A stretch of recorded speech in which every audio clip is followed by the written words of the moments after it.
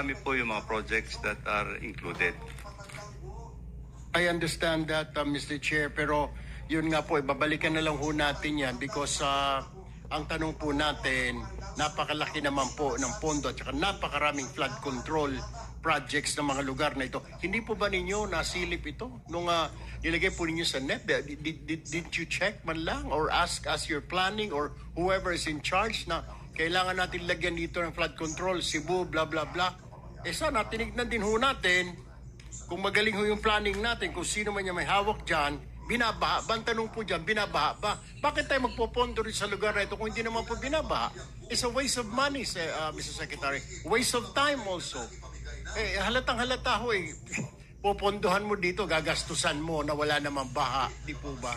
I mean, am I right? Yes or no lang, Mr. Secretary? Yes, Your Honor. I agree completely. All right. Now, I'll go back to you, Mr. Secretary. Mr. Chair, let me ask this question to the Department of Budget and Management. Madam Secretary, ma'am, wala po bang hindi po ninyo chine-check? So, basta nag-request lang ng pondo, re-releasean ho ninyo. Hindi man lang matatanong para saan po itong pondo na ito, billion po ito, flood control. Wala ba kayong to counter na flood control, kailangan ito to justify?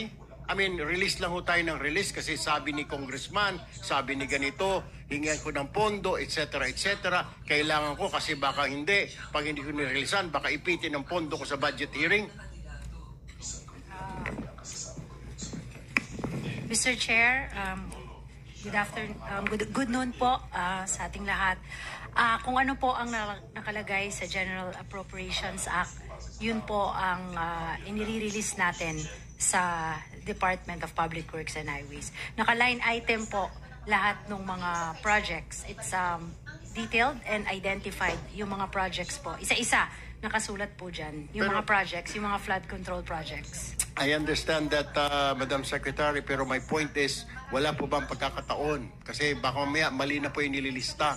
Hindi na po tama. If you see something wrong, okay, nandyan nga po yan, line item, pero hindi na po tama. Hindi po ba pwedeng i-correct po from Senator your end? Erwin, may I interrupt? I think the good secretary has not taken his oath yet. May I correct? So, Hindi po. Sorry, late po ako. I came Director from General, another... can you please administer the oath of Secretary of DBM?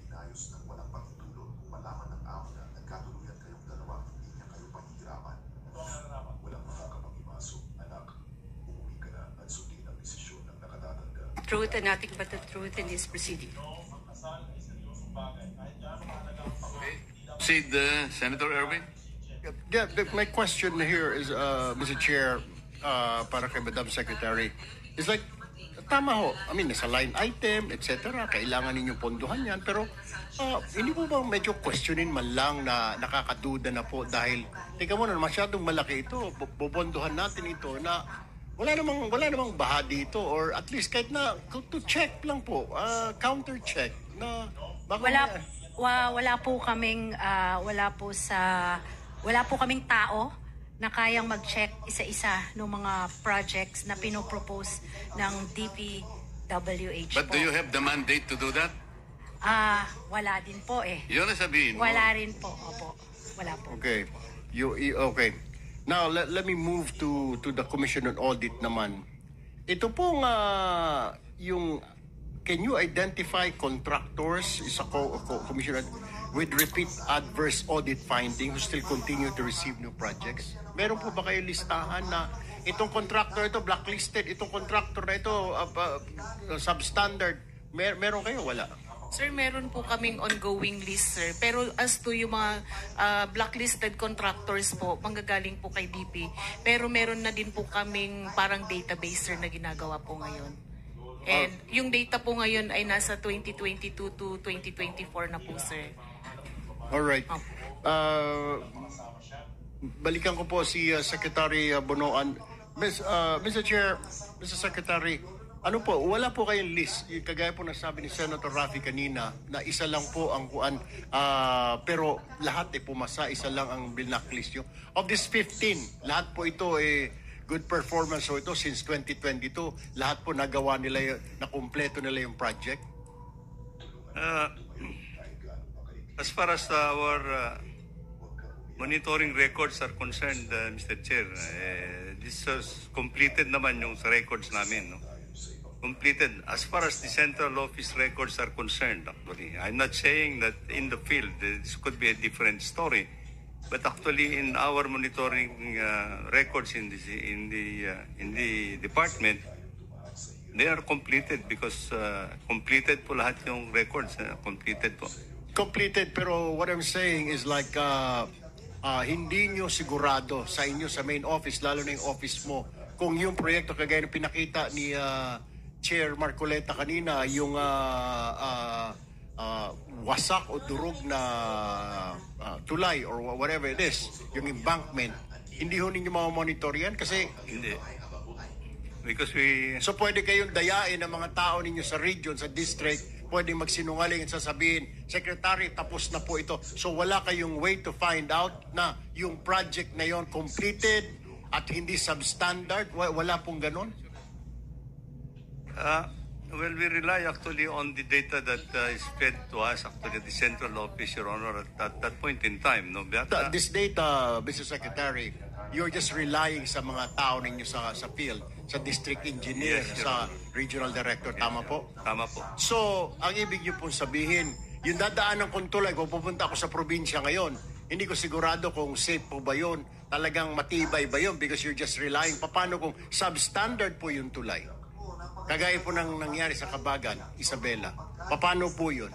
How? How will you know? How will I know? Na driver mo, kasama ko, pamilya ko. Pag out of town kami, long weekend pa naman, next week, it is Thursday.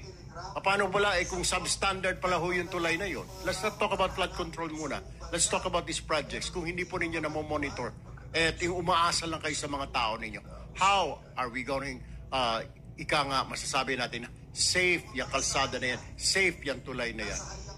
Kung umaasa lang po kayo sa report ng district engineer, project engineer, regional director, may kutsabahan ho yan eh. Let's face it, alam niyo naman ho, may kutsabahan. Tama po ba?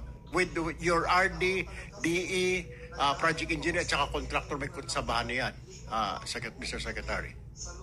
Your Honor, I think your premise is correct. That I think at the central office, even me, I would just have to rely on the authenticity of the reports that come to me actually from the field offices, you know, all over the country.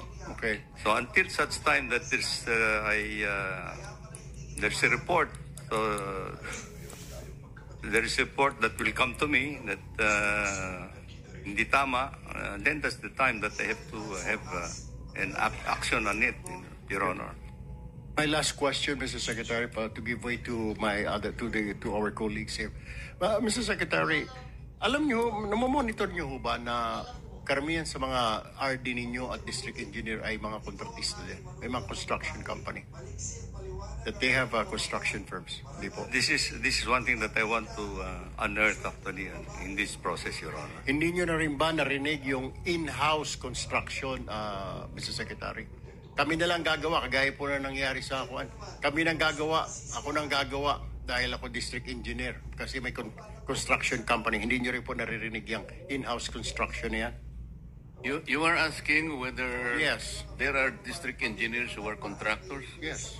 Will you not also ask how many congressmen are contractors? Mamaya pa yan sa second round, Mr. Chair. Dito muna sa second round yung tatanungin ko. Second round. Yes. Go ahead, Mr. Secretary. Well, I cannot ascertain anything, but I think honestly I have heard of this. Ang huli na lang, I'm sorry, Mr. Chair, I lied to you.